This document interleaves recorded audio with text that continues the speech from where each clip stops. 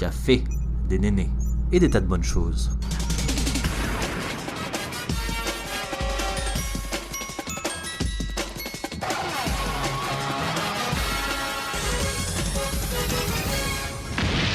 Bienvenue à tous sur Café et Néné. Bonjour, bonsoir et bienvenue dans le podcast. Aujourd'hui, on va parler du cancer du col de l'utérus. C'est un épisode assez long qui dure 2 heures et que j'ai préféré scinder en 2 parties. Dans cet épisode, j'accueille Harley pour nous parler de son expérience. À travers cette première partie, tu pourras retrouver ses émotions, son parcours, son expérience à travers l'annonce de la maladie, que ce soit elle-même l'apprendre ou au sein de son entourage. On commencera à parler du traitement qu'elle a suivi. Et lors de la seconde partie, on sera plus en profondeur dans ce sujet et on parlera beaucoup de l'aspect social de la maladie. Pour te faire une petite piqûre de rappel, le cancer du col de l'utérus correspond plus simplement au développement d'une tumeur maligne de la muqueuse du col utérin. Mais comment ça se transmet ? L'HPV il se transmet principalement par le contact de la peau et des muqueuses, et ça le plus souvent lors de rapports sexuels. C'est une infection qui est très courante mais qui guérit majoritairement de façon spontanée. Cependant, dans 10% des cas, on voit une persistance du virus de la muqueuse du col d'utérus, qui peut aboutir à des lésions précancéreuses susceptibles d'évoluer en cancer. Il existe cependant tout un tas d'autres facteurs qui peuvent favoriser l'apparition d'un cancer. Le fait d'avoir un ou plusieurs facteurs de risque n'entraîne pas forcément l'apparition d'un cancer. Il augmente la probabilité de développer ce cancer par rapport à une personne non exposée. Cependant, un cancer peut se développer sans qu'aucun de ces facteurs ne soit présent. Merci pour ton écoute et à tout de suite. Bonjour, bonsoir et bienvenue sur le podcast. Aujourd'hui, on reçoit Harley pour parler d'une maladie qui touche les femmes, le cancer du col de l'utérus. La maladie, c'est un sujet qui fait peur à un grand nombre d'entre nous. Pourtant, on y est tous confrontés, que ce soit directement en étant malade ou dans notre entourage. Je me suis longtemps posé la question du pourquoi une telle chose arrive à quelqu'un, quand on tombe malade, en cherchant un sens à ce qui se passait devant mes yeux, en essayant de comprendre la logique et la justice dans tout cela. Récemment, je suis tombée sur un concept qui m'a un peu chamboulée. C'est le fait que le monde ne soit ni juste ni injuste. On a tous des dieux et des croyances différentes, ça nous est propre, mais ce qui est sûr, c'est qu'il y a des choses qu'on ne choisit pas, et la maladie en fait partie. Bonjour Harley, est-ce que tu peux te présenter en quelques mots ? Bonjour, moi c'est Harley, pseudonyme, mais voilà. J'ai 38 ans, femme de 38 ans, parisienne, une vie tout à fait classique, assistante de direction, et on va parler de la maladie qui m'a justement frappée l'année dernière, voilà. C'est ça. Par surprise, jamais été malade avant, et du jour au lendemain, tout quitte. C'est vrai qu'en plus, moi, pour t'avoir rencontré avant d'apprendre ça, pour le coup, l'image que j'avais de toi avant la maladie, et même toujours aujourd'hui, c'est que je me suis toujours dit, Harley, elle est plutôt badass et tout, et tu sais, t'as des gens, tu te dis, eux, ils sont peut-être plus renfermés ou plus sensibles, t'arrives à lire sur leur visage. Mais toi, je sais que j'ai jamais réussi, enfin, si tu me l'avais pas dit, j'aurais jamais réussi à le lire. Mais est-ce que tu peux nous parler un petit peu de ton rapport à ton corps, notamment lorsque t'étais petite et même après, du coup, en grandissant? Alors, quand j'étais petite, je me rendais pas compte, en fait, de mon corps en particulier. Je grandissais jusqu'à, on va dire, 8-9 ans. Les complexes n'étaient pas encore installés. J'avais une joie de vivre, mon corps, voilà, je voulais mettre des petits tubes, des petits machins. Et en fait, c'est à l'adolescence où on se crée des complexes. C'est vrai que je suis grande, je suis très maigre. Enfin, j'étais très maigre, ça va mieux. Mais oui, les boutons, les lunettes, le port d'un appareil dentaire. J'ai eu tout ce qu'il faut pas avoir, en fait, si tu veux avoir la cote au collège et au lycée. Mais après, ça forge et voilà. Mon corps, en fait, je l'ai accepté vers 15 ans, 16 ans. Avant, bof. Voilà, mais sinon, mon corps, oui, je me suis toujours dit, faut se kiffer, parce que sinon, qui va te kiffer, quoi. Voilà. C'est-à-dire qu'en gros, t'es quand même passé d'une transition de « je m'en soucie pas » à merde, c'est quoi tous ces trucs que je dois prendre en compte, comme tu dis, genre le port de l'appareil dentaire et tout. En vrai, tu le subis un petit peu comme une punition. Enfin, j'en connais beaucoup qui se sont dit, bah merde, genre un tel, on n'a pas aussi. Genre moi, je suis obligée d'avoir des bagues. Du coup, c'est quand même drôle de voir le saut entre l'un et l'autre. Et moi, ce dont je voulais parler, c'est le fait que, par exemple, toi, tu parles des boutons ou autres, et c'est vrai que notamment toi, t'es assez fine, on peut le dire. Tu te dis maigre, je sais pas si c'est... Enfin, je sais pas si... Je suis moins maintenant, mais j'étais très très maigre. Tu parles de avant, oui, avant okay. À l'adolescence, au début de ma vie d'adulte, ouais. Ok. J'étais très maigre. Et du coup, j'ai toujours tendance à me dire, waouh, les personnes assez fines et tout, genre elles doivent trop kiffer leur vie. Alors qu'en fait, plus on parle avec des personnes qui ont des morphologies différentes, plus on se rend compte que c'est pas forcément le cas en fait, c'est pas une évidence. Même si on a tendance à maintenant approcher du être fine, t'as quand même plus de chances de te rapprocher de l'image de séduction standard, on va dire. Plus trop maintenant vu qu'on change un petit peu avec les belles courbes, ou avec des volumes plus pulpeux. Ce que je trouve drôle, c'est que pendant tout le temps où toi tu penses que genre l'autre personne en face a vit sa meilleure vie, en fait elle a soit d'autres complexes, soit même elle complexe sur ce que toi t'envies. C'est ça. Et ça c'est... En fait tout le monde complexe. On réalise que tout le monde complexe. C'est-à-dire que même la nana la plus magnifique que tu peux trouver aura un complexe. Et toi, tu le verras pas parce que tu vois un ensemble et tu vois ce qu'elle dégage. Au final, elle se voit 24 heures sur 24, elle va trouver le moindre défaut. Moi, c'était pareil. Je suis loin d'être parfaite, mais je trouvais le moindre défaut et surtout le regard des gens envers moi. Moi, j'ai un nez un peu plus proéminent qu'une autre, désolée. C'est la faute à mon grand-père, voilà. Mais du coup, on voyait ça, on ne voyait que ça sur moi. On m'a pas dit d'autres remarques, je ne pense pas, mais surtout mon nez. Moi, je l'ai accepté très vite et je me suis dit jamais je ferai de chirurgie pour faire plaisir à quelqu'un, si c'est pour ne pas m'aimer après. Même si je ne m'aimais pas, je voulais pas me détester à vouloir me changer. C'est ça. Pour ce qui est de ma taille, j'étais à 8 ans par exemple, je faisais déjà presque 1m40. Ah oui. Mais j'ai stagné à 12 ans, en fait. J'ai stagné, je faisais 1m65. Et après, je n'ai plus grandi, c'est l'arrivée des règles, etc. Mais du coup, on m'appelait la pêche au moule parce que mes pantalons étaient trop petits. Sérieux? Genre, c'était trop court. Enfin, trop court, voilà. Et du coup, il m'arrivait presque à mi-cheville. Et donc, j'étais en avance, en fait. T'as lancé la mode du pantacourt. Pantacourt, c'était génial. Et après, c'est des choses qui arrivent. Les pulls aussi, trop courts. Enfin, tout trop court. C'était moi qui donnais les vêtements à ma sœur qui était plus âgée. Ah oui, donc l'inverse. Et puis, finalement, je suis pas 1m70, donc tout va bien. Je suis moyenne. Voilà. 1m70. Enfin, en vrai, il n'y a pas de bonne ou mauvaise taille, mais c'est vrai que quand t'es en décalé par rapport aux autres petites filles, notamment, t'as tendance à te comparer. C'est ça. Tu te dis pourquoi moi je suis plus grande que les autres, mais en fin de compte, c'est rigolo comme on grandit tous de manière différente. C'est-à-dire que t'as grandi très vite puis t'as stagné. C'est ça. Alors que c'est vrai qu'on a tendance à avoir des progressions vachement plus lentes quand tu grandis, quand t'es une jeune fille, notamment avec l'arrivée des règles. Ouais. Est-ce que tu peux nous parler un petit peu de ce qui te fait vibrer dans la vie, ce que tu aimes beaucoup, tes hobbies, quoi? Alors, mes hobbies, j'en ai pas mal, mais ça... Je vais dire tes chats, mais je sais pas si c'est des hobbies. En fait, c'est, pour moi, ils font partie, c'est ma famille, c'est mes petits, je vais pas dire c'est les enfants, c'est mes animaux. Je dis toujours mes animaux, je rentre voir mes animaux, parce que oui, je fais une différence, mais effectivement, moi, j'ai une passion pour les animaux en général. J'ai un énorme respect pour les animaux, comme j'ai un énorme respect pour les humains. Il y a une différence, parce qu'ils n'ont pas la parole et je pourrais admirer un animal pendant des heures, mais il fait rien, l'animal il dort et quoi, il fait sa vie. Voilà, j'aime tout ce qui est nature. On va pas dire que c'est une passion, mais je pense que ça doit être naturel. Je pense pour chaque humain, on est né à observer le monde. Le monde c'est la nature au premier lieu. Mais sinon oui, j'adore dessiner, même si en ce moment je ne dessine pas. J'adore le sport, forcément. Je me suis mise au sport très tard, mais je pense que je ne pourrais pas vivre sans sport. Donc j'ai fait du crossfit pendant 4 ans et j'ai pas arrêté, mais j'ai fortement diminué, et ça c'est parce que j'ai été malade. Le sport dans son côté social aussi, j'aime beaucoup. Oui. Le crossfit m'a fait rencontrer énormément. C'est ça, faut dire que le crossfit en l'occurrence est très communauté entraide. Ouais. Et moi j'ai découvert, même si j'en fais pas, franchement quand je suis déjà venue vous voir faire du sport, waouh, c'est tous à vous soutenir, à vous motiver, à vous hurler dessus. Ah mais ça sue un max et ça hurle dessus, mais comme j'ai rarement vu. Ouais. Mais c'est beau, je trouve. Et on lâche tous son costard, on lâche tous son vêtement de travail, quoi. Et on arrive, on est tous pareils. Tout est mis de côté, tout le monde en tenue de sport. Il n'y a plus de différence.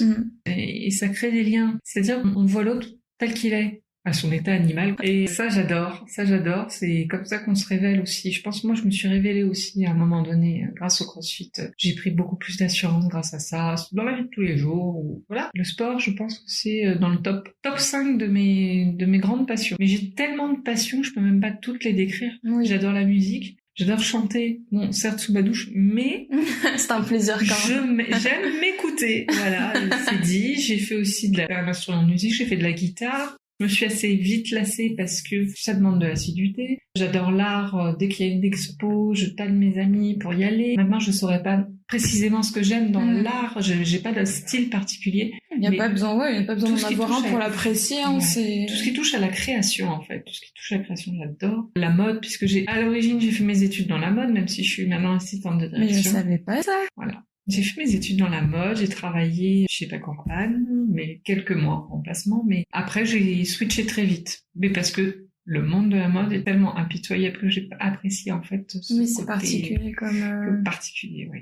Sinon, la première à regarder tous les défilés, les magazines. Dès que je vois un magazine, je m'arrête, je m'en fous. Si je suis avec quelqu'un ou pas, je m'arrête, je regarde le magazine. Ah, tiens, il y a ça qui est sorti. Ah, la mode du ça, je suis très très au courant de toute la mode qui sort, même si moi-même, je ne suis pas du genre à être une acheteuse compulsive. T'as pas consommé comme la mode sort. Et sinon, plein de trucs. Est-ce que tu penses que le CrossFit, tu parlais du sport qui t'a aidé à te révéler, à avoir de l'assurance, je pense qu'il t'a un peu quand même donné même plus que ça dans ta vie de tous les jours, tu penses qu'un autre sport peut avoir le même apport chez quelqu'un d'autre ou que c'est propre un peu quand même aux spécificités du CrossFit? C'est compliqué parce que moi, pour avoir essayé pas mal de sports, j'ai remarqué quand même les autres sports ne faisaient pas en fait développer ce même sens. Et puis tu raccrochais pas ta personnalité au travail ou quoi, tu la raccrochais pas dans d'autres sports. Comme au CrossFit. Après, chacun est différent. Ça se trouve, il y en a qui vont s'épanouir dans d'autres trucs. J'avais un colocataire, lui, il était fan de ping-pong. Ouais, il y en a qui sont vraiment c'était son truc. à fond sur le ping-pong. Voilà, en fait, je peux même pas me transposer sur quelqu'un. Mais en tout cas, tout ce que j'ai constaté, c'est que vraiment, le CrossFit, c'est le seul truc, c'est le seul sport auquel j'ai vu des gens passer de 0 à 100%. Un glow-up total, ouais. Complètement. Et à faire des compètes et tout, parce que toutes les compètes sont accessibles à tout le monde. Il n'y a pas besoin de niveau forcément, ou alors tu t'entraînes dans ton coin, etc. C'est pas comme au basket où t'as une équipe, voilà. C'est intime quand même de temps en temps. Voilà. Tout le temps. On est de temps en temps. Ça dépend. Nous, par exemple, dans une salle que j'ai de CrossFit, donc il y a R2 à plusieurs salles. Donc à Vendôme, ils font des teams CrossFit le samedi, il me semble, donc à Bastille aussi. Et donc, dans le samedi, il y en a qui viennent que le samedi pour faire des teams. Ah, c'est rigolo. De WOD, de cours de CrossFit. Donc, oui, c'est hyper enrichissant et hyper stimulant. Les teams WOD sont d'autant plus stimulants parce que, je sais pas, j'ai l'impression qu'il y a une adrénaline qui est dupliquée quand t'es avec quelqu'un, parce qu'il y a une dynamique en fait. C'est les énergies qui se rencontrent et qui créent une dynamique vraiment forte. Ouais. Juste WOD, pour ceux qui savent pas ce que c'est Work of the Day, c'est ça? C'est des séries d'enchaînements qui répètent, qui sont assez intenses. C'est plusieurs exercices en un temps donné. Exactement. Après, ça allie cardio, l'haltérophilie, du fitness. Bon, ça allie un peu de tout. Je peux pas le décrire comme ça, mais au final, en fait, on a une ligne directrice à compléter dans un certain nombre de temps. Ça dépend des jours. Parfois, c'est 15 minutes, 25 minutes. Et bien sûr, l'intensité sera différente suivant le nombre de temps, parce que sinon, c'est sûr que... si tu le fais en 1 heure, c'est sûr que c'est pas aussi intense qu'en 20 minutes. Voilà. Quoi. Et ça nous permet de bien nous dépenser au moins 500 calories, je pense, et de rentrer chez toi et t'es là, c'est bon, là. Tu le sens passer quand même, le petit wood. Mais bon, vous êtes là pour suivre. On est là pour ça. Tout le monde sait que t'en ressors pas sec de la salle. Maintenant, le sujet un peu plus sensible, celui pour lequel je t'ai fait venir, et on va parler de la maladie. Est-ce que tu peux nous raconter un peu comment tu as appris que tu étais malade? Alors, sur plusieurs étapes. En fait, depuis quelque temps, je sentais que mes cycles étaient un petit peu bizarres. D'accord. Bon, ceci dit, je me posais pas trop de questions parce que j'avais toujours eu des cycles un peu chelous dès que j'arrêtais la pilule ou voilà. Pas régulier, ça te Voilà. Et là, donc l'année 2018, juste avant que je la prenne, j'avais des douleurs lombaires, j'étais plus fatiguée au sport. Quand je faisais justement des team WOD, parfois j'abandonnais sur certains mouvements parce que ça me tiraillait quand même sur l'arrière. La colonne du coup? Du bas du dos? C'était très spécial, c'était bas du dos. Et du coup, parfois, même, j'en pleurais. Je me disais, mais qu'est-ce que j'ai? Donc, j'ai été voir une kiné, une amie qui fait du CrossFit avec moi d'ailleurs. Et elle m'avait dit, écoute, t'as été voir une gynéco et elle m'avait dit ça. Moi, je me suis dit, non, mais c'est pas possible. Ah oui, c'est elle qui t'a aiguillée. Qui m'a aiguillée dans un sens. Et puis bon, effectivement, moi, j'avais aussi des relations. Et c'est vrai qu'un jour, lors d'une relation, il m'est arrivé d'avoir des saignements. Donc là, je me suis dit, il y a un problème. J'avais donc pris un rendez-vous chez le gynéco, mais sachant que j'avais pas rendez-vous avant le mois de janvier et qu'on était au mois de novembre, je me suis dit, il y a peut-être un petit souci, il va falloir vraiment que je demande à avancer le rendez-vous. Mon cerveau, il a fait tic, il a dit, faut insister. Et effectivement, j'ai réussi du jour au lendemain, mais ça, c'est un miracle. Hein. Un mercredi soir, donc c'était un 21 novembre 2018, je regarde, et là, je fais, oh, un rendez-vous s'est libéré samedi. Et là, faut que j'y aille. J'ai dit, je m'inscris, tac tac, 9h du matin, je m'en fous, j'y vais. J'ai annulé donc mon vote de samedi. J'ai annulé le rendez-vous de janvier et j'y suis allée. Effectivement, lors du frottis de contrôle, je vois déjà la tronche de la gynéco qui me dit...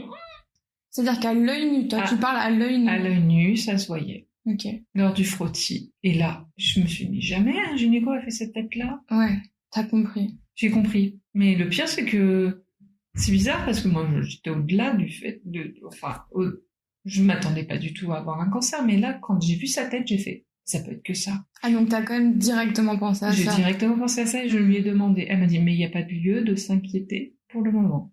Et elle m'a fait donc un frottis, elle m'a fait un prélèvement pour faire une biopsie. Oui. Et donc, elle m'a dit d'envoyer les échantillons. Bah, forcément, moi, j'ai regardé la feuille qu'elle avait glissée dans l'enveloppe. Et là, il y avait marqué... comment... Mince, ça, je m'en rappelle plus. C'est quand c'est pas lisse dans cellule... non, mais c'était machin friable sur le col. En tout cas, c'est la texture. Ouais. C'est la texture du col qui l'a interpellée. Et là, j'ai fait mince. J'ai tapé donc toutes les infos sur Internet. Ne faites pas ça, s'il vous plaît. Oui, ça c'est un conseil, ne faites pas ça du tout. Je sais qu'on a vraiment envie de savoir, mais c'est plus alarmant. Et parfois, on ressort avec, on va dire, un bilan plus... Pour les flippettes, faut pas le faire. Moi, je me suis dit, je vais contrôler, ça va aller. Moi, je suis... Et là, j'ai tout regardé, je me suis renseignée, je fais, ok, d'accord, alors si j'ai ça, on peut faire ça, on peut faire ça. J'ai regardé toutes les alternatives possibles de traitement, de trucs qui allaient m'arriver. Vraiment. C'est ton côté très terre à terre, ça. Ouais. Et là, j'ai fait, c'est bon, je suis prête, c'est pas grave. Enfin, c'est pas grave si c'est là. Mais... En mode tank, quoi. Ouais. Allez. Et donc après, 3 jours plus tard, elle m'appelle, elle me dit rendez-vous vendredi à mon cabinet, vous passez à cette heure-là, Je suis passée à 18h un vendredi soir. Et avec la lettre, du coup ? C'est elle qui m'a donné mes résultats d'examen. Ils lui ont donné à elle et pas à moi. Et là, elle m'a fait m'asseoir, elle m'a dit, vous savez ce que ça veut dire, ça? Elle me tend la lettre et je regarde, je me dis, c'est ça, adénocarcinome, nanana. Et puis là, elle me dit, c'est un cancer. Et là, j'ai fait, ok, bim, dans ma tête. J'ai fait, bon, voilà. Bon, j'ai pleuré, bien sûr. Après, je me suis dit, mais non, ma vie, elle peut pas s'arrêter là. En fait, c'est le double choc, parce que je m'étais préparée, mais pas assez. Et là, c'est le choc, en fait, c'est l'annonce. Parce que moi, on me l'avait pas annoncé avant. C'est elle qui me l'a annoncé verbalement. Moi, j'ai lu simplement. Oui. Et lire et entendre, c'est vraiment, vraiment un fossé. Bien sûr. Et là, donc, reconditionnement. Je rentre chez moi. J'avais rendez-vous à déjeuner avec des amis à midi, le lendemain. J'ai fait comme si de rien n'était. J'ai mangé avec mes amis, j'ai fait ma vie, puis après, j'ai été wodée. Non, je me gourde de jour, mais bon, c'est pas grave. Donc j'ai été wodée, work of the day, machin et tout, comme si de rien n'était. J'ai pleuré, ma kiné et amie m'a dit, on va manger ensemble, je vais t'expliquer. Elle m'a dit, non, d'un hôpital, donc Institut Curie. Et dès le lundi... Marie Curie qui a beaucoup aidé dans le domaine, tout ce qui était recherche pour soigner le cancer, d'où le nom de l'hôpital. Ouais, voilà, donc t'as tout résumé. Et j'ai eu un rendez-vous très vite, dans la semaine. Un numéro de dossier, puisqu'on est immatriculé quand on s'inscrit. Je me rappelle. Et c'est le chemin du combattant, ou je sais pas, oui, ça me faisait penser à la maison d'Astérix, la maison des fous. L'hôpital là-bas? Ouais, avec tous ces petits couloirs, machin. Ouais. On n'a jamais fini d'ailleurs de découvrir plein de couloirs, hein, bien sûr. Mais voilà, après ça allait. Dès que je suis rentrée dans l'hôpital, ça allait. C'est le jour où on est allés ensemble dans cet hôpital. Exactement. Ouais, c'est vrai que c'était un lieu un peu particulier. Ouais. Lugubre, hein. Ouais, en sous-sol. En fait, quand tu rentres, ça va encore, bien que tu te dises, les personnes ici présentes, elles sont pas là pour acheter un hot dog, quoi. Et Non. Et quand tu descends en souterrain, c'était là où c'était un peu... Ouais. Pourtant, tout est propre et tout, hein. C'est pas ça le problème, c'est l'atmosphère et... C'est fait hôpital des années 70, un peu... donc avec des couleurs un peu bizarres. En fait, quand on regarde ça, moi, ça m'a fait réaliser ce que des patients voient tout le temps. C'est Et ça. je me dis, mais ça fout les boules. Et moi, je voulais pas me foutre les boules. Donc oui, on était ensemble, puis on se racontait plein de choses. Ouais. Voilà. Pendant que je remplissais un formulaire d'admission, avec plein de questions un peu bizarres. C'est vrai que c'était très poussé les questions. Après, je suppose que ça a un but précis, mais c'est vrai que ça fait bizarre de répondre à des questions assez intimes, très poussées intimes. sur ta famille. Je me rappelle. Des dates à retenir de tel qui a eu un cancer, est-ce que machin, est-ce que ceci, est-ce que cela. Les antécédents, moi j'étais à milieu de savoir qui avait eu un cancer dans ma famille. Vraiment, Et en fait, c'est après que je me suis dit, ah mince, c'est vrai, machin a eu un mélanome, truc. Ça m'était sorti de la tête et bah oui. Enfin, mais j'avais jamais été hospitalisée avant, sauf une fois pour une chirurgie réparatrice qui a duré 15 minutes, quoi. Ouais, rien à voir du coup. Non, mais voilà. Ça. Quand cette femme te l'a annoncé, tu nous as dit que tu as pleuré. Donc c'était la vraie annonce de la maladie. Mais du coup, quand elle te l'a annoncé, tu avais l'impression que c'était réel. On a souvent cette impression-là quand on t'annonce quelque chose. C'est comme si les mots ou l'information se superposent sur toi, mais elle ne t'atteint pas directement. Enfin, du moins, moi, je parle pour ma personne. C'est comme si c'était un filtre qui t'empêche véritablement de toucher l'information ou l'émotion. Donc, tu la ressens pas réellement. Donc toi, est-ce que ça t'a frappé, genre t'as compris et genre ça t'a atteint, ou est-ce que tu t'es un peu protégé en disant ok c'est ça, mais tu vois. Non, j'ai eu le deuxième coup de poing dans la tronche. Je me souviendrai toujours que déjà quand elle m'avait fait le frottis, le soir j'avais été à une session de yoga qui durait 2 heures et c'était une session justement où c'était sortir ses émotions, ça tombait bien mal. Et je m'étais mise à pleurer à un moment donné lors de cette session yoga, alors que l'annonce n'était pas officielle. Et en fait, j'ai senti comme si mon esprit quittait mon corps et je voyais tout de loin, encore plus loin que ce que c'était. Et je n'entendais plus très bien autour de moi et tout était des bruits sourds autour de moi. Je vois très bien de quoi tu parles. Et peut-être que j'ai pleuré très fort, mais je ne m'en souviens pas. Moi, je sais que j'ai pleuré, mais je ne sais pas comment les gens l'ont entendu parce que vraiment, j'étais dans mon monde. J'étais détachée du monde. Et bon, après, je me suis calmée parce que j'étais quand même avec 50 personnes dans la salle. Je sais plus. Non, j'ai 50, on était 30. Mais quand même beaucoup. Voilà. Et il y avait un ami, Ricardo. Il m'a dit, écoute, t'inquiète pas, on est là pour toi, parce que je lui ai dit, tu as raconté. Et c'est vrai que la semaine d'après, j'ai eu rebelote ce sentiment d'échapper à mon corps et de pleurer. Et là, c'était chez moi. Et je me suis regardée dans le miroir. Et puis, je me suis pointée du doigt et j'ai dit, toi, t'as pas intérêt à lâcher. Donc, je me suis reprise. Voilà. Tu t'es fait un peu une promesse à toi-même en mode, toi, tu vas... Pas que tu vas te bouger les fesses, mais toi, tu vas être forte et je compte sur toi, quoi. C'est ça. Du coup, c'est plus une promesse envers toi-même. Et je me suis dit, non, je lâcherai pas. Je lâcherai pas. Je serai forte jusqu'au bout. Plus en détail dans tout ce qui a été ton traitement, est-ce que tu peux nous raconter quel genre de traitement tu as suivi, sachant que pour ceux qui sont pas au courant, il y a pas mal de traitements différents pour traiter ce cancer-là. Il y a par exemple tout ce qui va être chirurgie. On enlève les cellules cancéreuses, les traitements chimiques. Donc, est-ce que toi, tu peux nous parler... Enfin, il y a plein d'autres options. Hein. Je vais pas tous les énumérer, mais... parce que voilà. Moi, je les ai quasiment toutes eues, donc je vais pouvoir les énumérer. Vas-y, allez. Dis-nous tout. Alors, à l'origine de mon cancer, on devait juste faire une chirurgie, une hystérectomie. L'hystérectomie, c'est l'ablation de col de l'utérus et de l'utérus. On retire ça de ton corps. Donc. On te retire. Alors, il y a 2 méthodes. Il y a la célioscopie et la laparotomie, ou par le vagin. Moi, ce qui était décidé parce qu'il y a des réunions pluridisciplinaires, en fait, quand on étudie nos dossiers après tous les examens préalables, etc. Et tous les petits corps médicaux se rassemblent.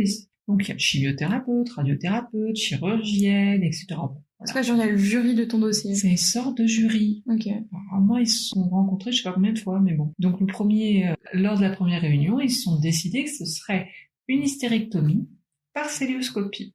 Ah, j'étais contente, je me suis dit, c'est bien, je serais débarrassée. Tu peux nous raconter, c'est par quelle voie, du coup, comment il fait? Alors, la cœlioscopie, c'est comme l'appendicite. Ok. Une toute petite ouverture où l'on insère des caméras et les ustensiles, donc, pour l'ablation. Et tout se passe par cet orifice-là afin de faire le moins de dégâts possible, en fait. Lorsqu'on décide de cette hystérectomie, c'est quand on a un cancer peu invasif, c'est-à-dire une tumeur solide qui ne s'est pas étendue aux organes voisins ni à distance. Exactement. Organes, donc c'est atteinte viscérale. À distance, ça peut être aussi une atteinte viscérale, mais donc foie, poumon, etc. Ou atteinte ganglionnaire à distance. Là, l'hystérectomie, quand elle est décidée dès le départ et qu'on te dit après c'est surveillance, c'est cool dans un sens, parce que personne ne le verra. Mais ils ont refait une réunion pluridisciplinaire. En 15 jours, tout a basculé. Et là, le chirurgien a décrété qu'il fallait d'abord faire une curithérapie. Et donc, on passe au second... voilà, la curithérapie, c'est une sorte de radiothérapie ciblée. Et donc, qu'est-ce qu'une radiothérapie? Envoyer des faisceaux, enfin des ondes radioactives sur la tumeur afin de la réduire, voire de l'éliminer, pour que ce soit plus facile d'opérer par la suite. C'est un traitement très ciblé. Très, très ciblé, la curithérapie. C'est en hôpital allongé pendant quelques jours. Ça dépend de la taille de la tumeur, etc. Moi, je l'ai eu. Donc, je peux vous dire que j'étais pas contente. 4 jours à l'hôpital avec un dispositif inséré dans mon vagin collé au col de l'utérus. D'accord. Avec une machine qui ressemble à R2D2. Donc, en fait, là, j'ai en fait un tableau où il y a R2D2 devant moi et c'est exactement désolée. ça. J'ai mal choisi la salle de ce soir. Je suis morte de rire. Au final, moi, ça me faisait rire. Je regardais cette machine et tous les matins, je lui disais bonjour, quoi. Voilà. 4 jours comme ça, eux ils comptent en heures, 82 heures. Ta salle, elle était aussi, il me semble, comme on dit, saine. Elle était... Ah ben en fait, c'était comme un bunker quoi. Elle était donc interdite d'entrer plus de 10 minutes par personne. Oui, voilà aussi. Ouais. Et elle n'était pas... Elle était protégée par des trucs en plomb. Exactement, voilà, c'est spécial comme... C'est très spécial parce que c'est radioactif, ça peut être très dangereux. Donc très dangereux, puis du coup moi je m'en prenais plein en fait d'ondes, mais les autres personnes qui venaient me visiter, il y a eu beaucoup de personnes, c'était cool, ils n'avaient pas le droit de venir, enfin 10, non c'était 15 minutes. Enfin, en 1 heure, j'avais une demi-heure de traitement, ensuite l'infirmière venait me voir, et après j'avais le droit à voir quelqu'un. Ok. Bon, pas énorme. Donc pendant ce temps-là, on reste allongé, on n'a pas le droit du tout de se déplacer. On peut pas, en fait. À cause de c'est quoi, c'est une sonde, t'as dit? C'est un dispositif un peu comme un boîtier qui a des broches et qu'on colle au col de l'utérus. Des broches? Ouais, et ça fait des bruits, en fait. Dès qu'il y a 3 broches, il y a... c'est les broches qui diffusent les ondes. Voilà, et 10 minutes par broche. D'accord. Okay. Donc ça fait du bruit 24 heures sur 24. Pendant 4 jours. Pendant 4 jours. Donc on dort pas peu. Moi, ça m'a pas empêché de dormir. Mais c'est vrai que d'autres personnes, ça peut les empêcher de dormir. Les warriors. Rien de marrer. J'étais trop crevée. Il faut faire un régime sans résidus. J'allais te demander justement cette partie-là, je m'en rappelle. Tu peux nous expliquer ce que ça veut dire? Oui. Aucune fibre. Pendant 4 à 5 jours avant l'entrée à l'hôpital. C'est limité à des pâtes, du riz, mais très bouilli. On n'a pas le droit aux fruits. On n'a pas le droit aux légumes. Sauf aux asperges éventuellement, des compotes, mais faut les faire sans peau. Les yaourts, on a le droit, super. Très enjoué. Ouais, je sais pas, enfin c'est très limité. On va dire que ça n'aide pas du tout à apporter des nutriments à notre corps. Donc moi, ce que j'ai fait, c'est que j'ai plutôt jeûné, parce que je préfère, plutôt de m'alimenter de trucs dégueulasses, non. Voilà. C'est un choix personnel, oui. Ouais. Et par contre, moi ayant une digestion super lente, bah forcément, il m'est arrivé un accident quand même. Ouais. Lors de mon hospitalisation, j'ai eu effectivement ma digestion qui était au ralenti et là, le mercredi, ça a été une catastrophe et donc je ne pouvais pas aller aux toilettes. Donc on a dû me mettre une bassine. Si tu peux pas bouger. Ah, et on a une sonde urinaire, donc voilà. Ah, oui, c'est ça, tu ne te déplaces pas, oui. Ça a du sens de... C'est plutôt au niveau d'éjection. Du coup, si tu digères très lentement, ça arrive pendant... Ça arrive. Et c'est horrible. C'est très désagréable. Ouais. Donc bon. Pourtant, t'avais jeûné, donc ça veut dire quand même que t'as pas stocké non plus. Non. Mais bon. Mais c'est une anecdote, oui. Voilà. Même si c'est de pas être le fun lorsque c'est arrivé. Voilà. Mais il y a eu pire. Hein. Il y a eu le fait que la machine est tombée en panne.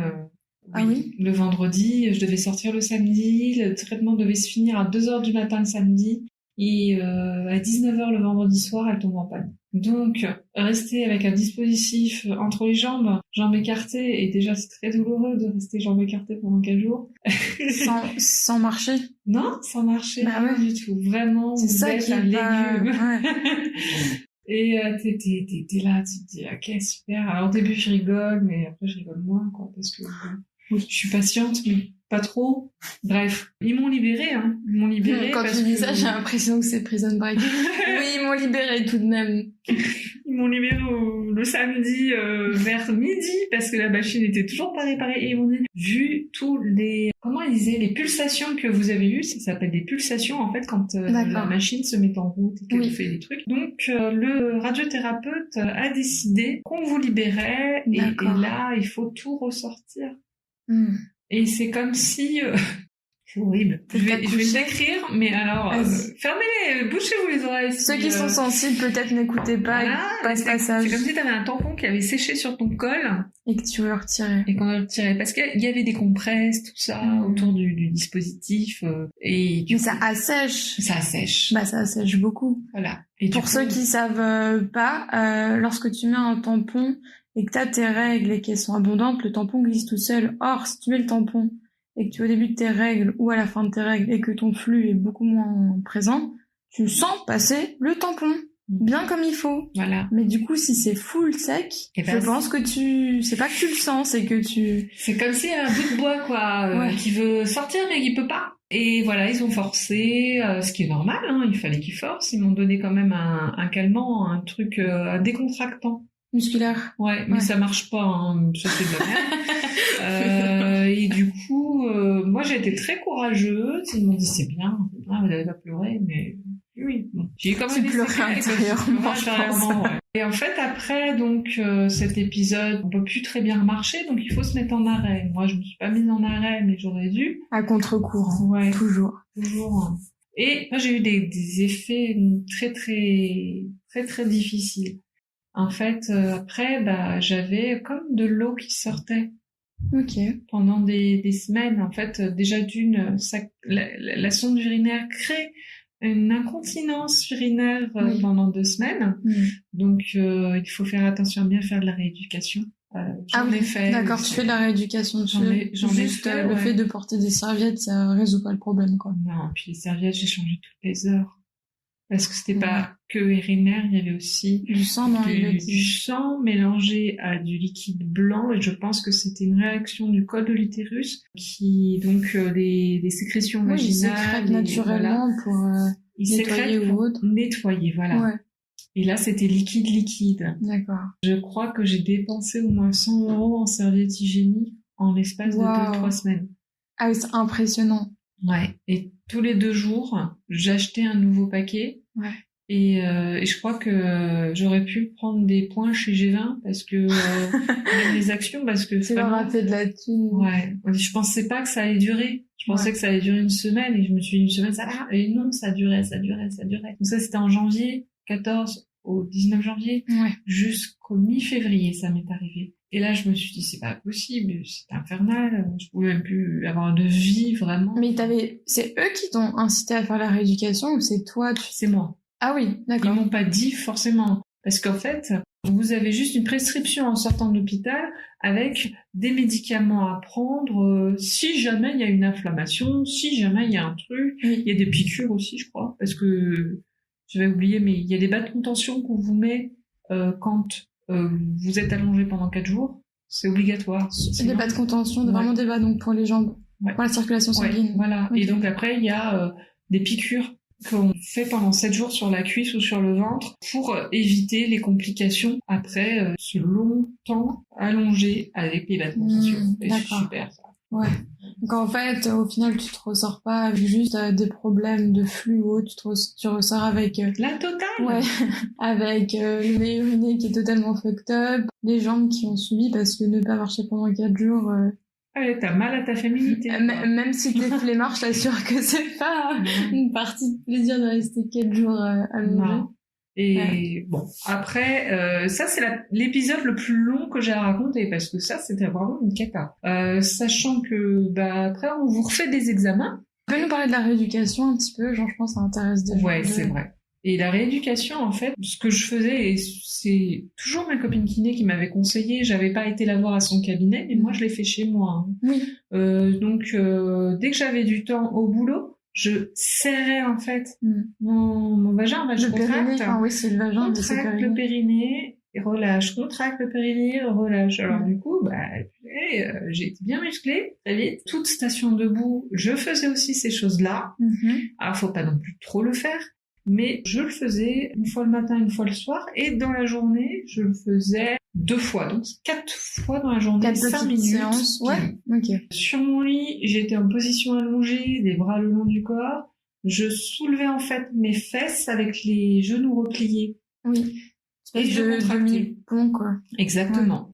Et je faisais ça, je restais, et puis en fait, au fur et à mesure des jours, je contractais les fesses, du coup? Les fesses aussi, le périnée, toute cette zone. Ok. Et ça m'a permis rapidement, du coup, puisqu'en moins de 2 semaines, j'ai réussi à reprendre le contrôle de ma vessie. Donc c'est quand même assez efficace. Ouais, c'est efficace. Il faut le faire, faut vraiment pas oublier. Mais ça, c'est post-accouchement aussi. Oui, vous allez le dire pour exactement, le périnée, c'est un muscle qui, c'est pas qu'il a tendance à se ramollir, j'allais dire, mais je pense que ça fait pas de mal, notamment s'il y a eu accouchement ou d'autres opérations. D'autres traumatismes, parce que parfois la course, ça peut faire aussi ce genre de... Certains sports favorisent aussi, oui. Il faut faire tout au long de sa vie. Toujours. En fait, on a tendance à oublier qu'on a des muscles au niveau du périnée. C'est très très important de les solliciter, de prendre soin de soi, en fait. Exactement. Voilà. Et c'est ce que j'ai fait parce que je ne voulais pas finir incontinent. Je me suis dit, c'est quoi? Mais c'est simple au final, ce que tu as fait, c'est des exercices que tu as pu faire toute seule.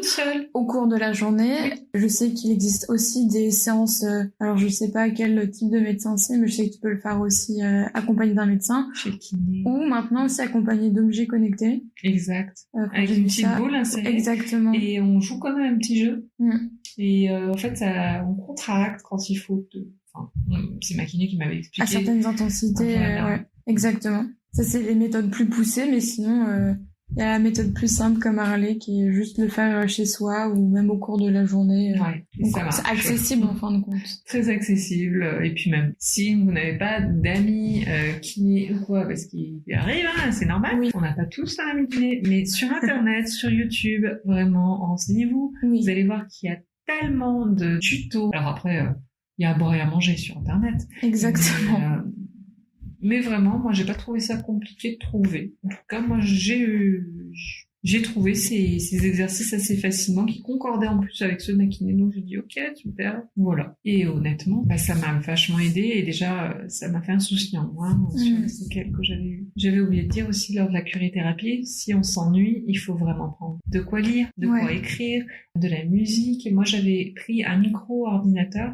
Et j'avais acheté une station, en fait, mobile de PC, comme ça, je pouvais regarder... Quand tu dis station, ça veut dire quoi? C'est qu'il se pose sur le lit, tu veux dire? Qui se pose sur le lit et qui est réglable, genre, à 360, oui, tu pour peux pouvoir vraiment tout régler. Okay. Sur Amazon, j'avais trouvé ça. J'avais fait le plein, en fait, de trucs pour pas m'emmerder. C'est là où j'ai commencé à regarder les tutos de maquillage, d'ailleurs.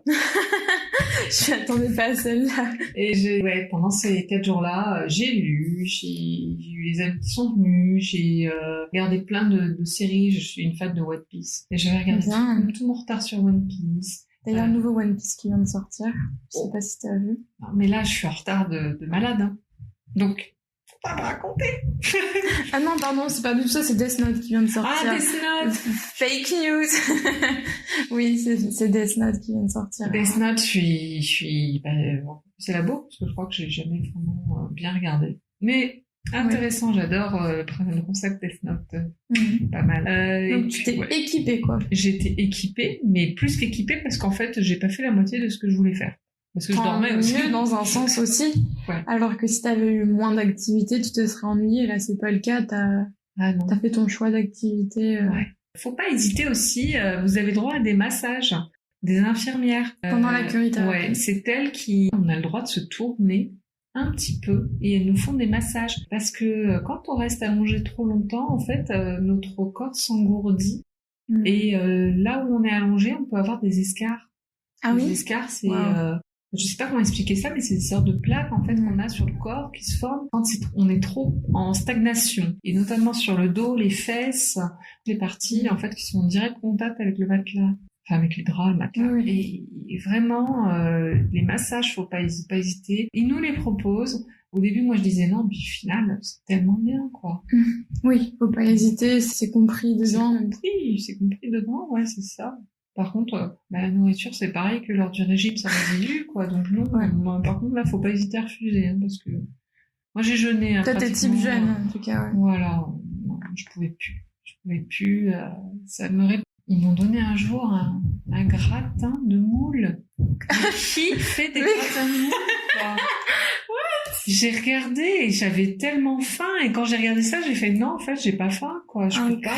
Un gratin de moule. Ah oui, ok. Mais c'est ignoble. J'ai des photos, parce que vraiment, je me suis éclatée pendant l'hôpital. Je prenais des photos de la nourriture. Je me disais, mais qui mange ça? C'est pas possible. Je ne sais pas. Gratin de moule. Dites-moi qui fait ça. C'est quelle spécialité? Ça vient d'où? De quelle origine? Je sais pas. J'adore les moules, mais gratin de moule, c'est vrai que j'ai peu vu. Pas vu. Et surtout, plus dans le contexte de l'hôpital, ça qui me fait rigoler. C'est ça. C'est pas genre si t'es à Boulogne-sur-Mer ou autre, ok, très bien, fais ton gratin de moule. À Paris 5e, quoi. Mais là, ça fait moins avec le décor, quoi. Horrible. C'est rigolo. Oh, qu'est-ce que j'ai rigolé. De me dire, ah, mais qu'est-ce qu'elle nous fait devant son gratin de moule? C'est ça. Et du coup, comment ça s'est passé après donc la fin de cette À la fin de curithérapie, on m'a dit que ça avait très bien fonctionné. La tumeur avait été... elle était inexistante même. Ils étaient très choqués. Elle était inexistante. C'est juste une inflammation due à la curithérapie qui me restait, ce qui est tout à fait normal. Je devais donc être opérée le 6 mars 2019. Et on me refait une IRM fin janvier, début février. L'IRM, c'est imagerie à résonance magnétique. Vous passez dans un tube pendant 30 à 40 minutes. Vous êtes allongé sans bouger. Hein, c'est pareil, ça change pas de la curithérapie. Là, au moins, vous en avez que pour 30 à 40 minutes. Vous avez un casque sur les oreilles parce que ça fait beaucoup de bruit. Et là, en fait, la machine... Est-ce que t'es nue? Non, on a un équipement spécial, comme les infirmiers, ils ont les trucs jetables. Ah oui, une blouse. Voilà, une blouse avec une culotte jetable, enfin voilà. Le principe, comme moi, c'est un cancer du col de l'utérus, c'est que dans la zone concernée, on doit se faire injecter une sorte de liquide visqueux pour que l'imagerie soit plus parlante. Donc en fait, on a une énorme seringue à injecter dans son vagin et croyez-moi, c'est pas agréable. Donc du coup, on perd toute dignité, quoi. Donc c'est toi-même qui te l'as fait, celle-ci. Ouais. Et hop là, et après on passe tout de suite à l'IRM. Magnifique. Et là, on a une couche jetable digne de Always Extra XXX+. C'est nighttime, mais le nighttime pendant 10 jours, quoi. C'est le camping time, hein, 4 pieds, voilà. Où donc après on s'allonge, on ne doit pas du tout bouger. On a un casque qui nous met de la musique, et parfois c'est de la musique de merde. Donc on subit. Mais moi je me suis endormie en fait, parce que... Pendant ton IRM. Ouais. Ah oui, il faut dire aussi que comme je fais du crossfit et du yoga et voilà, enfin plein de petites activités en complément du crossfit, et le yoga en fait, à la fin de chaque séance de yoga, il y a du shavasana. On est en position de mort avec notre corps au sol allongé, les mains complètement ouvertes vers le ciel. On a la bouche à semi ouverte, tel un mort en fait. Il donne son corps à la terre. Et là, Et systématiquement, moi, je m'endors à chaque fois. Et en fait, lors de l'IRM, on est quasiment dans la même position. Donc, je m'endors. Et du coup, ton avis, c'était plus agréable, limite, de t'endormir que de rester éveillé 30 minutes. C'est génial. Parce que du coup, ça vraiment, on voit pas le temps passer. Puis alors, on pense à plein de choses. On rêve. Et je sais qu'à ce moment-là, j'avais parlé avec une amie qu'après mon opération, on irait à Étretat. Parce qu'Étretat, c'est ma destination préférée de France. C'est très joli. Je suis jamais allée. Bien entendre des galets sous ses pieds, parce que c'est une plage de galets. Ce bruit-là et cette sensation, j'adore. J'adore. C'est chaud, c'est froid. Les galets. C'est froid. Ok. Mais ça peut être chaud en été quand il y a le soleil qui tape dessus. Donc, j'adore ces sensations différentes, en fait. Autant un galet peut être chaud, autant il y en a un autre, il est gelé parce qu'il vient de se manger la marée. Ouais. Et j'ai pensé à ça. Et c'est vrai que mes plus belles images lors de ma maladie, si j'allais pas bien, je pensais à ça. Et trop tard. Comme un paysage qui t'envahissait, quoi. Ouais. Et là, j'étais bien. Oh. Et donc, lors de cette IRM, j'ai vu Etretat. Avec sa falaise et tout, j'étais là. Et du coup, l'IRM se passe, on n'a pas les résultats tout de suite. Moi, je rentre chez moi avec ma grosse couche, tout va bien. Avec ma grosse couche. Ouais. C'est le cas. Et donc, réunion pluridisciplinaire, rendez-vous chez le médecin, machin, ceci, cela, c'est tout, un cheminement. C'est limite qu'on se dit vivement qu'on s'en débarrasse. Hein. Et puis, moi, je travaillais toujours, donc j'ai mon rythme de vie, je recommence le sport, mais mollement, parce que j'ai toujours mes fuites pas simple à gérer, à la curithérapie, c'était horrible. Et là, on m'appelle un jour, et j'avais rendez-vous normalement le 28 février pour voir ma médecin en vue de conclure le truc pour l'opération, qu'elle me donne des prescriptions médicales, et là, elle m'appelle peut-être le 20, 22, 23, et elle me dit « reçu les résultats de votre IRM. Par contre, il va falloir qu'on fasse un TEP scanner. » Alors, qu'est-ce que c'est qu'un TEP scanner ? Vas-y, on va tous les faire, les types de scanners. Alors, c'est un scanner par tomodensitométrie qui, après injection de diodes fluorées dans ton corps, permet au médecin de mettre en lumière toutes les cellules potentiellement cancéreuses dans ton corps. Moi, je comprends pas pourquoi on veut me faire ça. Bah oui. Bon, on me dit ça. Je fais OK, je vais le faire. Alors, ça dure pas longtemps. En soi, le TEP scan, ou PET scan en fait. Ça s'écrit comment, tu sais ? Alors, c'est des initiales. TEP, oui. Okay. Ou PET. D'accord. Ça dépend si tu le dis en français ou en anglais. Alors, moi, je dis que c'est de la tomodensitométrie, donc je crois que c'est le T, ça, mais le reste... Ok, très bien. I don't know. Et en fait, on arrive, on nous met dans une salle de repos, dans le noir, derrière un rideau. On est comme dans des petites cloisons sur un petit siège bien confortable. Et on nous met là, une infirmière arrive, nous demande toujours âge, poids, machin, truc, bidule. Ça, c'est partout, c'est dans tous les examens. Il te le redemande à chaque fois. Toujours. Okay. Pour savoir si c'est bien toi qui fais l'examen, machin et tout. Ok. Toujours. Mon prénom aussi, je suppose. Voilà, t'es blasé à la fin. Blasé. Et tu peux le sortir en rap à la fin. Ouais, comme ça. C'est ce que je fais, ouais. Telle taille. Telle quoi. Non, qu'est-ce que tu veux comme enfant en plus? C'est exactement ça. La meuf, elle dit pas bonjour, elle rentre dans la salle, elle fait non. Je suis dans la place, qu'est-ce qu'il y a? Et en fait, donc, après ces questions, faut être à jeun 6 heures avant, parce qu'en fait, il faut pas avoir trop de glucides ou de glucose dans son corps. D'accord. Sinon, ça peut fausser les résultats d'examen. Alors bon, ils nous préviennent, bien sûr.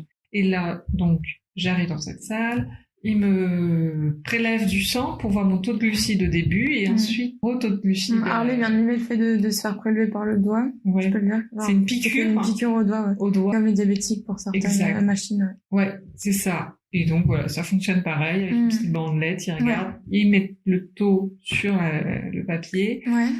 Et ensuite, on reste 1 heure. On n'a pas le droit de lire, ni de regarder son téléphone. On est vraiment seul avec soi-même pendant 1 heure, parce qu'il faut être en repos total pour pas activer les cellules, les muscles, tout ça, qui sont alimentés par le glucide. Et là, je vous apprends quelque chose, c'est que, d'une part, quand notre corps normalement constitué, qu'on mange 50% de glucides dans la journée, bien sûr, notre corps fonctionne aux glucides. Mais il y a aussi un autre régime qui fonctionne aux cétones, et ça, on en reparlera après.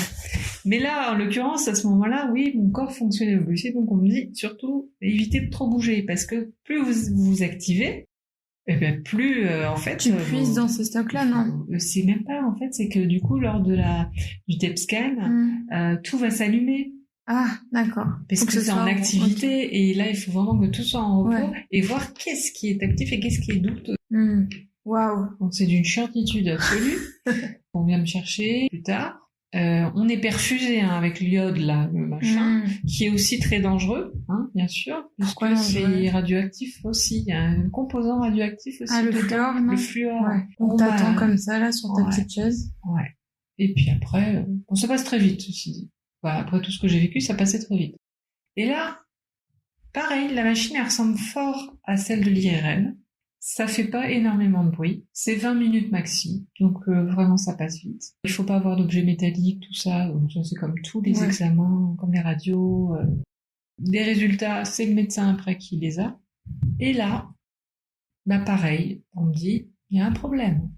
On a découvert que vous aviez des ganglions bêta. On peut pas vous opérer. Et je comprends pas. Donc, merde. C'est-à-dire, pourquoi on m'opère pas? En fait, vous avez un ganglion sus-claviculaire douteux. On va vous faire une biopsie de ce ganglion. Donc, vous allez venir le 2 mars. Ouais, 2 mars, c'était ça. Et là, je viens le 2 mars, on fait mon prélèvement. Moi, bien sûr, je me renseigne sur Internet, comme d'habitude. Championne du web. Je savais pas ce que c'était sus-claviculaire. Je connais toujours pas mon corps, voilà. Et là, sus-claviculaire, donc la clavicule. La clavicule, donc c'est au niveau en dessous du cou, voilà. Les deux os, je sais pas comment on dit. Les deux os qui ressortent. Il était donc possible que j'ai un ganglion cancéreux qui était à ce niveau-là et qui fait 5 mm. Et là, je me dis, mais merde, je regarde, je lis vraiment tout ce qu'il y a sur Internet, mais faut pas faire ça, faut pas. Et en fait, ça arrive apparemment pour tous les cancers gynécologiques qui ont un stade très avancé. Il faut savoir que il y a des tumeurs solides qui peuvent en fait proliférer ils créent leur propre réseau. C'est comme LinkedIn, Ils se disent, tiens, il y a des copains, Roger, il est en Polynésie. Si on allait lui rendre visite, la Polynésie, c'est susclave. Et voilà. Donc oui. Donc moi, j'ai pas eu d'atteinte viscérale. J'ai eu vraiment l'atteinte ganglionnaire directe. Et là, c'est atypique, mais vraiment atypique. J'ai regardé les stats et je fais putain, j'étais à un stade débutant, un stade 1B, on va dire, 1B. D'un coup, je passe en stade 4B, qui est le dernier stade, le stade où c'est pas terminal. Terminal, c'est vraiment quand la personne elle est en soins palliatifs. J'étais pas en soins palliatifs. Mais là, on me dit, vous avez ça. Vous avez 15 points de chance de survie. C'est pas l'hôpital qui me le dit, c'est sur Internet, je vois stade 4, 15% de chance de survie. C'est les statistiques réelles de France, de 2015-2016, parce qu'ils sont toujours en retard sur les chiffres. Et là, je fais merde. J'ai 15%. Et là, je me regarde. Je fais moi 15%. Je ferai partie des 15% de survivants au-delà de 5 ans. C'est comme ça. Et là, j'ai les boules, là. Là, je me dis, putain, ça veut dire que c'est chimio. Biopsie faite. Donc, la biopsie se passe super bien. En fait, on t'insère une énorme aiguille qui fait au moins la taille de ta main. Donc, 16-17 cm. Très, très fine. Il faut pas du tout bouger. Surtout à l'endroit, en fait. Il faut pas déglutir. Pourquoi? Parce que, tu bouges tout. Oui, d'accord. Les ganglions sus-claviculaires, en fait, sont vraiment en dessous de la gorge. Et donc, sont susceptibles, en fait, de bouger beaucoup si tu déglutis. Et moi, donc, pendant 10 minutes, j'ai pas dégluti, donc je bavais, c'était pas agréable. Et on t'anesthésie pas. Donc, l'aiguille, elle gratte, elle prélève. Donc, l'aiguille qui est donc pas dans ta clavicule, mais au niveau de cette zone-là. On t'insère cette aiguille. On te l'insère loin ou pas? On me l'a pas inséré loin, mais il a cherché le ganglion. Et il a gratté, t'as dit? Il a gratté plusieurs fois, il a fait les prélèvements. Il a fait plusieurs prélèvements pour être sûr de bien prélever. Et moi, il m'avait dit, c'est ganglion que je... Parce qu'il fait une écho quand même au préalable pour voir où à peu près... Oui, c'est sûr qu'il y va pas à l'aveugle Il non va plus, pas quoi. à l'aveugle, heureusement, c'est Oui. pas Gilbert Montagnier. Et là, donc il me dit, mais moi, l'échographie, il a pas l'air malin, il a pas l'air bénin, bah, on verra. Il essayait de me rassurer. Ouais. Et moi, je lui ai demandé après, mais l'issue de cette biopsie, si il s'avère que vraiment il est cancéreux, il me dit, bah c'est chimio. Au moins, il t'a répondu direct. Boum. Et là, j'ai vu la tête du médecin qui se ferme et qui veut pas être sensibilisé par ton état, parce que je crois qu'il envoie tous les jours des gens qui sont dans des états pires que le mien. Tu vois le mec qui se blinde, parce qu'il se dit, putain, il est jeune, quoi. On m'avait déconné tout le long, et là, d'un coup, il s'est fermé. Et là, j'ai fait, ok. Et là, j'ai eu mes petites larmes à l'œil, et j'ai fait, bon, mais j'ai pas envie de perdre mes cheveux, moi. Et là, il me regarde, il fait, bah oui, mais bon, c'est bien obligé. Au revoir, madame, bim, bam. Voilà, ok. Super. Ouais, super. Mais il est, enfin, c'est pas que j'ai pas apprécié, hein, parce que je le comprends. En fait, il doit y avoir des centaines de gens par semaine comme ça, tu vois. Oui, t'as pas eu une mauvaise expérience avec lui, Non. enfin, tu lui en voulais pas ou quoi que ce soit, Non. c'est juste, t'as essayé de comprendre sa démarche, sa réaction face à toi. Et je précise que souvent, c'est comme ça. Ouais. Et qu'il faut pas le prendre mal, parce que, faut se mettre à leur place aussi. C'est leur métier, c'est ce qu'ils font toute la journée. Toute la Ou journée. au moins une partie de leur journée. Et s'ils se laissent bouffer, ils ont des envies suicidaires, quoi, les mecs. Ouais. La biopsie, hein, ça se fait pas attendre. 24 heures plus tard, on avait les résultats et c'était donc positif. Et là, la chirurgienne, j'ai un entretien avec elle en express. Et elle m'annonce que désormais, je ne suis plus dans son service. Je passe au service chimiothérapie. D'accord. Et moi, en fait, j'ai pleuré parce que elle était vraiment, vraiment agréable. Et je me suis dit, merde, moi je voulais me faire suivre par cette femme. T'avais de l'affection, ouais. Exactement, on lit quelque chose quand même, mine de rien. Et elle me dit, vous savez, on s'est réunis 8 fois pour vous. Et là, je me dis, mais 8 fois en 2 mois? Ouais, c'est beaucoup. Ça fait trop, quoi. T'es là, tu te dis, mais pourquoi? Et 3 fois rien qu'en février, mais pourquoi? Et elle dit, je suis désolée. Et c'est tout ce qu'elle m'a dit, je suis désolée. Et ça veut dire quoi? Ça veut dire adieu? Ça veut dire quoi? Et tout se bouscule dans ma tête à ce moment-là, et je me dis, merde, je vais perdre mes cheveux, Et après, je m'en fous. Et en fait, le pire, c'est ça, c'est en un quart de seconde, je vais perdre mes cheveux. Ah ben non, en fait, je m'en fous. C'est un switch. On se dit, c'est que des cheveux. Mais puis c'est pas grave. Et puis voilà.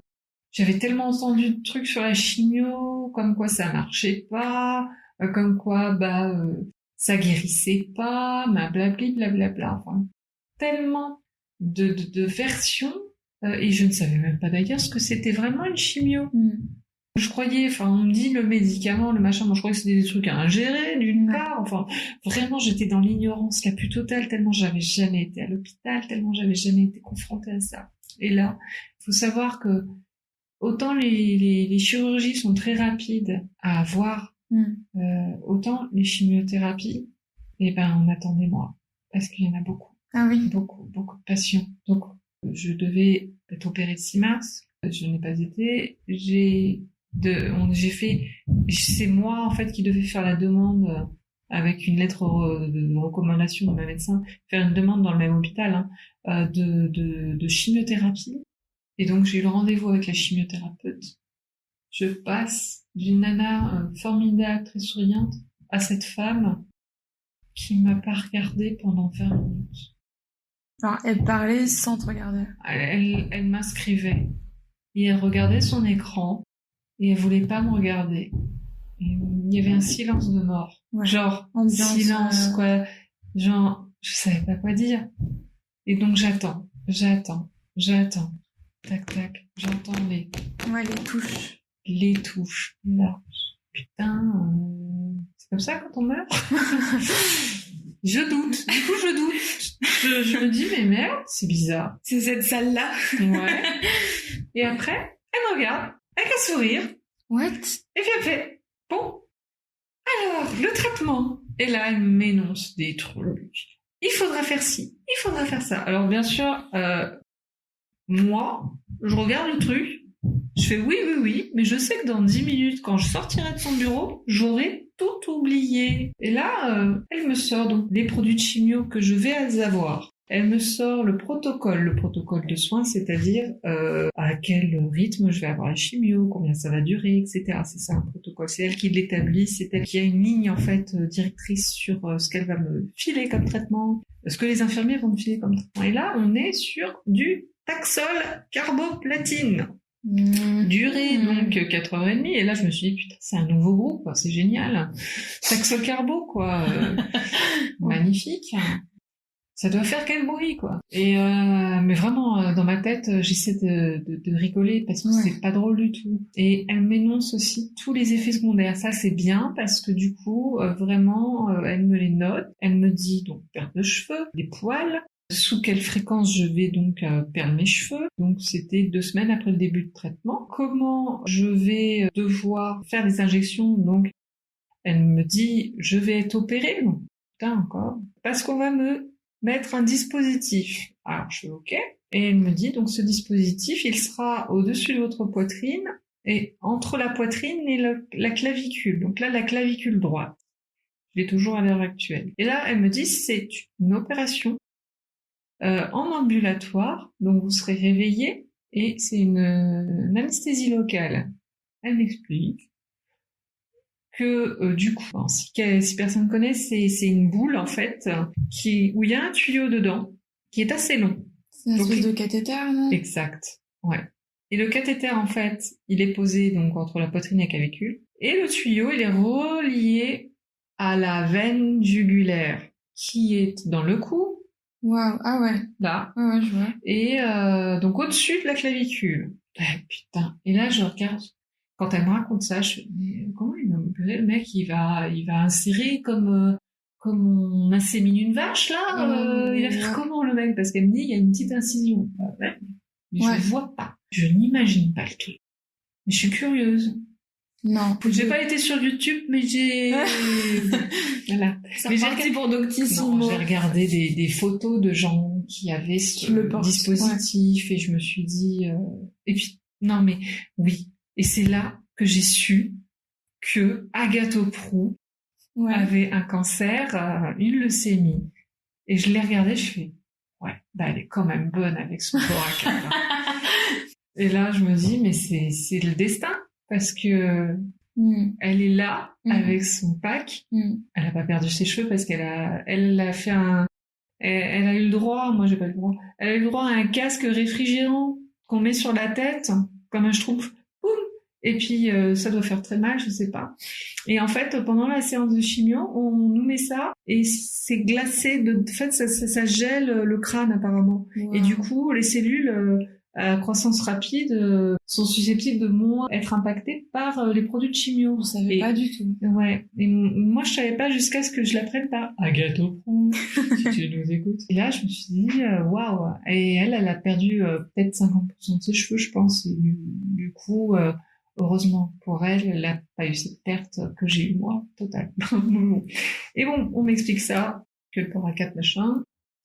Et là, donc on me délivre aussi une ordonnance pour une perruque. Sachez que maintenant, les perruques sont remboursées à hauteur de 250 €, mais il faut que ce soit une perruque neuve d'un site internet ou d'un magasin qui vous vend cette perruque et vous donne une facture.